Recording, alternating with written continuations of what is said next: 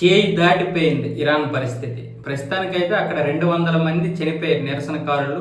పోలీసులు జరిపినటువంటి కాల్పులు ఒకే దగ్గర ఉత్తర టెహరాన్లోనైతే 30 మంది చనిపోయారు. కొన్ని దగ్గరలో 10-15 మంది ఇలా చనిపోయారు కాల్పుల్లో.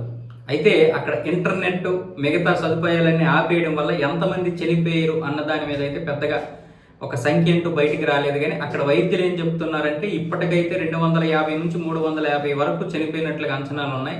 బయటకు వచ్చినటువంటి సంఖ్య అంతా కూడా సగానికి సగం అబద్ధమే.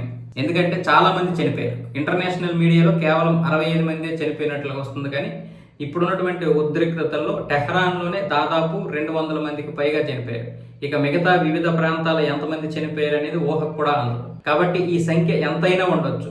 ప్రస్తుతానికి నాకు తెలిసి 250 నుంచి 350 మంది వరకు ఉండొచ్చు అని ఒక వైద్యుడు చెప్తున్నాడు.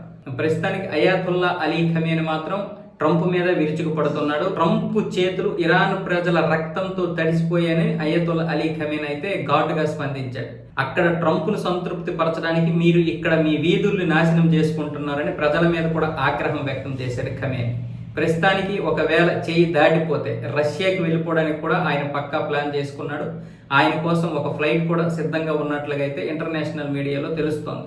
దీనికి సంబంధించి చాలా వరకు న్యూస్ బయటికైతే రావడం లేదు.